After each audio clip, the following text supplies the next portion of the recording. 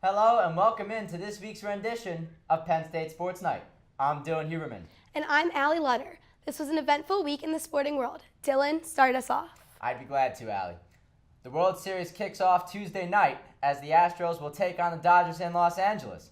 The two teams each won over 100 regular season games, becoming the first fall classic to feature two such teams since 1970. Penn State thumped Michigan 42-13 in Saturday night's whiteout game at Beaver Stadium. Saquon Barkley showcased his versatile skill set, rushing for 2 touchdowns and hauling in a third through the air. The New England Patriots dominated the Atlanta Falcons in Sunday night's Super Bowl rematch. Atlanta mustered only 1 touchdown on a Randy Moss-esque grab by Julio Jones late in the fourth quarter. Saquon Barkley's electric performance wasn't the only newsworthy headline. Beaver Stadium saw a crowd of 110,823, the largest in the history of the storied stadium. Yes, what a sight that huge crowd was. And with that, we'll send it to Jack, David, and Hunter for some Nittany Lion football talk. Stay tuned. Welcome back to Penn State Sports Night. I'm Hunter Pitkoff alongside Jack Hurst and Dave Paolino here to discuss the breakdown of Nittany Lions' huge win over Michigan this past weekend. Saquon Barkley and Trace McSorley both had phenomenal games, but one person who went under the radar was wide receiver Deshaun Hamilton, having his second game of 100 receiving yards this season.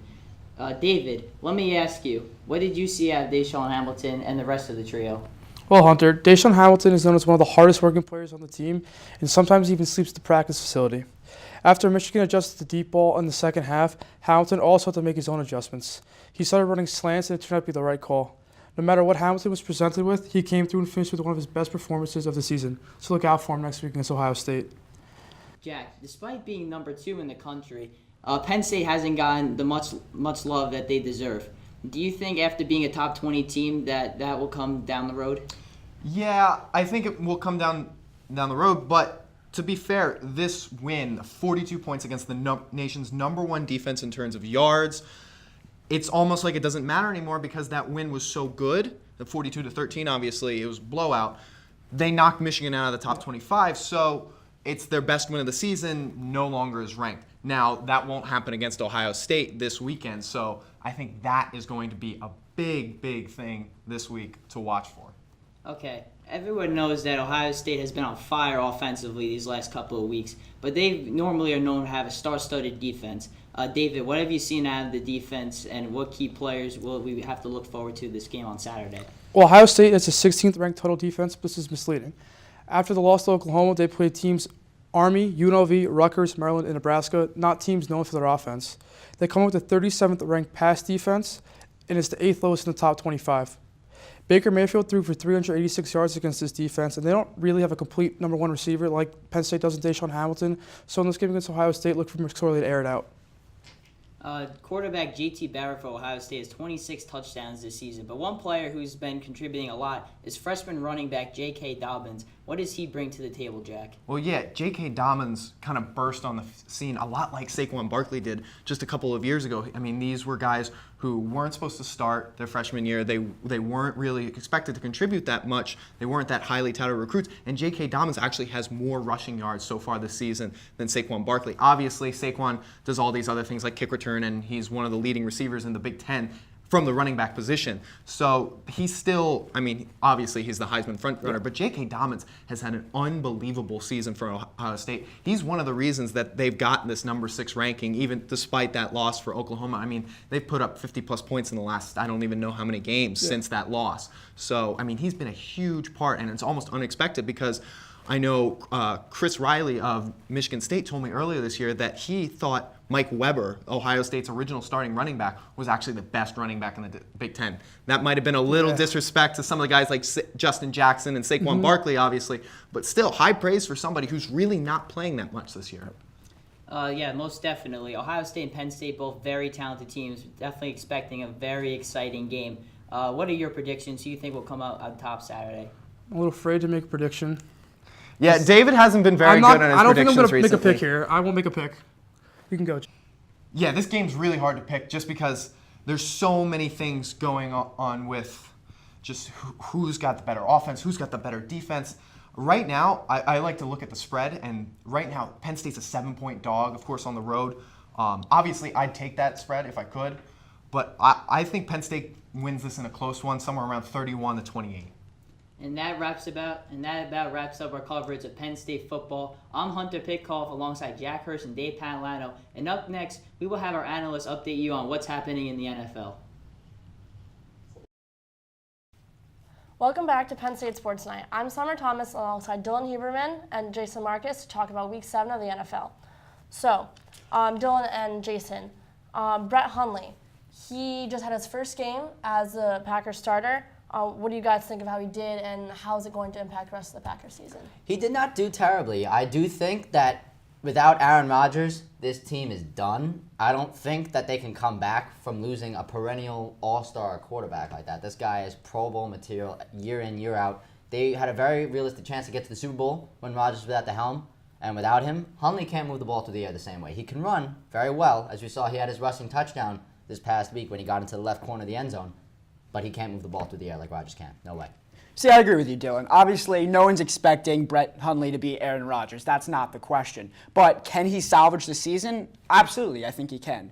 If you look at their upcoming schedule, they face some very winnable games. They face the Baltimore Ravens, who their defense isn't that great. They face a low-end Buccaneers team that is very inconsistent. They got a home game against the Bills. So I don't think that he's going to be Aaron Rodgers. That's pretty obvious. But he is in the position to get the Packers to the playoffs if he can continue to make plays. And I think the schedule allows him to do that. So the Rams are currently 5-2, and they are in first place in their division. What do you guys think of this, and do you think that any other team in the division poses a threat, or are they a shoo-in for the playoffs?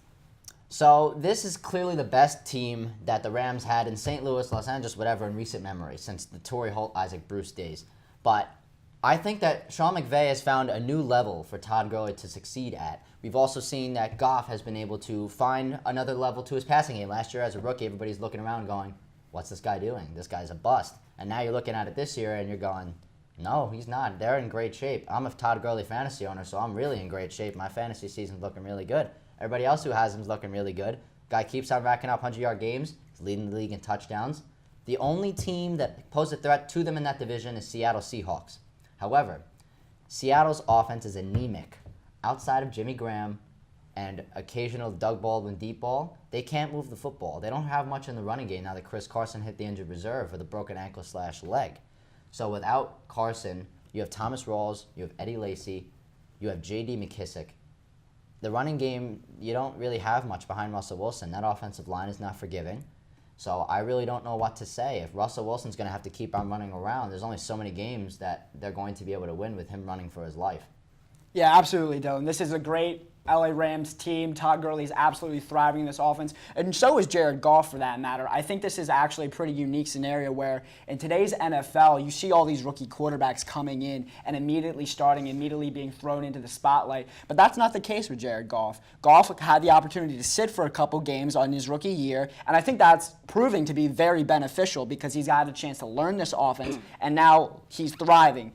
You were saying how their biggest competition in this division is Seattle. I absolutely agree. I think they're a better team than Seattle. Now, don't get me wrong. The Seahawks defense is absolutely one of the best in the league. However, this Rams offense, as you were talking about earlier, comparable to that Greatest Show on Turf from the early 2000s. And I'll make a bold prediction right now. I think that this LA Rams team wins that division in Sean McVay's first year as head coach. And I'll put it down right now that Sean McVay will be your coach of the year. All right, so Martavius Bryant, do you guys think that the Steelers will trade him? And if so, where could he go? For instance, there are teams like the Jets who are in desperate need of I'm looking at the other New York team. The Giants, baby. They have no wide receivers. They have Sterling Shepard coming back this week. Kudos. It's somebody to throw the ball to. Evan Ingram looks really good for them as a tight end. Maybe he'll do some things in the future. But the Giants really lack a big, deep threat. You lost Odell. You lost Brandon Marshall.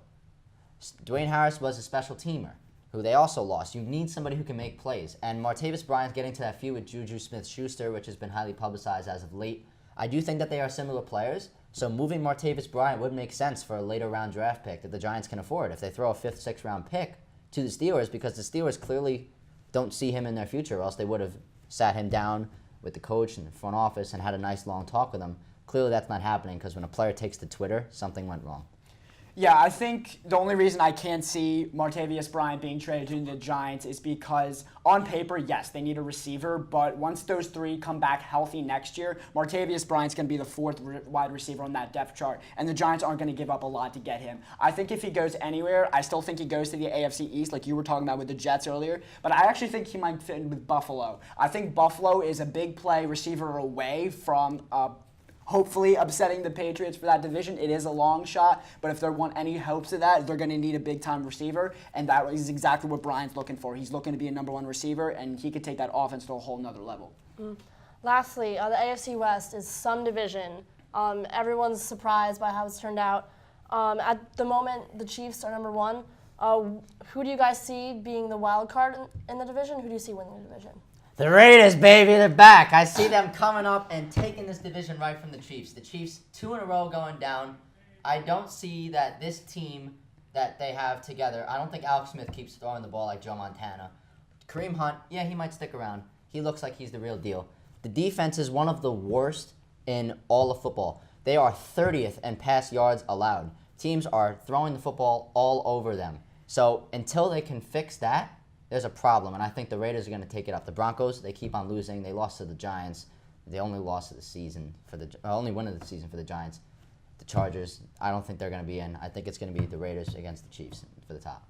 All right, Jason? Strongly disagree with you there. I know that their secondary isn't great with the loss of Eric Berry, but that front seven is one of the best in the NFL. And let's not forget, 2 weeks ago, we were calling Alex Smith a potential league MVP and Kareem Hunt the offensive rookie of the year. I think they'll find a way to pull it together in this division full of great defenses. They got the best quarterback in my eyes. So I think the Chiefs will find a way to come back and win this. All right. Next on Penn State Sports Night, Christian Koropakis and Ellie French, you have a rundown on the World Series and MLB. Welcome back to Penn State Sports Night. I'm Ellie French here with Christian Koropakis, bringing you a breakdown of the upcoming World Series between the Houston Astros and Los Angeles Dodgers.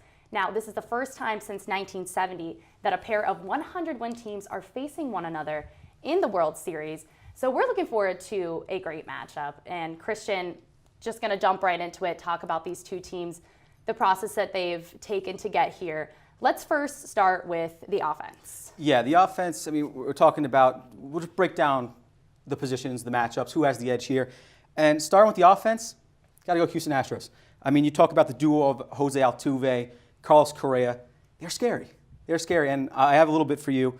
They led the major leagues in a couple categories, just a little bit. Okay, a couple. Runs, hits, doubles, batting average, on-base percentage, slugging percentage, OPS, and struck out the fewest of any club in the sport. They're scary. And they're going to more than a couple. That was probably about both hands. Both hands. So the Houston Astros, by a long shot, have the edge. But the Dodgers aren't, I don't want to call them scrubs. The Dodgers are in the World Series. You got guys like Chris Taylor, Justin Turner, Yasiel Puig, guys who have backed up the rotation, carried them to where they are now. But when you compare them to the Houston Astros, I don't think they compare. And then going to, as you mentioned, rotation for both teams, what are we looking at? Well, the edge here, got to go Los Angeles. You got Game 1 and 2, you'll see 2 starting matchups that are for the ages. Kershaw for the Dodgers in Game 1, Dallas Keuchel for the Houston Astros in Game 1, Darvish versus Verlander in the battle of recently acquired starters.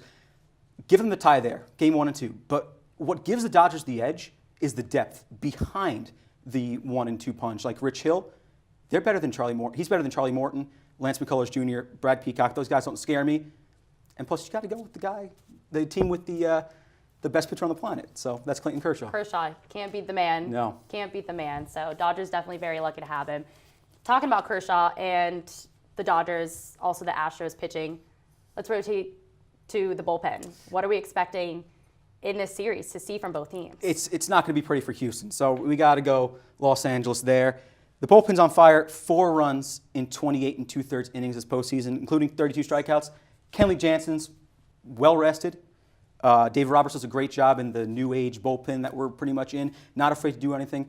You remember last year he brought in Clayton Kershaw in the 6th. Kenley Jansen in the 6th inning, had him go 2 innings, and then brought Clayton Kershaw in to close the game. He's not afraid to do that. But on the other side, A.J. Hinch, he's desperate, and you saw that throughout the entire playoffs.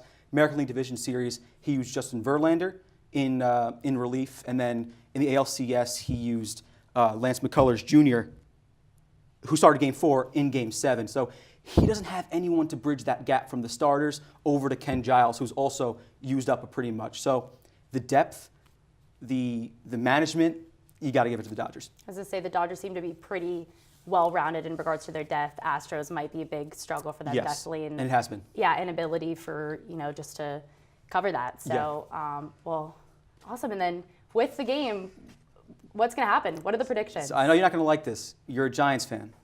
I don't want to do this, but Dodgers in 5. Dodgers in 5. Dodgers in 5. All right. Yeah. All right. Why are we thinking Dodgers in 5? Because the depth. I mean, you look at this, the 2 star-studded teams with a lot of power going at each other. Like you mentioned in the Open, 2 100-win teams going at it in the World Series. Haven't seen it since 1970. So 2 star-studded teams, you got to look to the depth, and I think the Dodgers take that to a whole new level. My Giants are coming for him next year. Yeah, we'll see It's about an odd that. year. It's an odd year. We're coming back. It's a rebuilding year. We'll see about that. Awesome.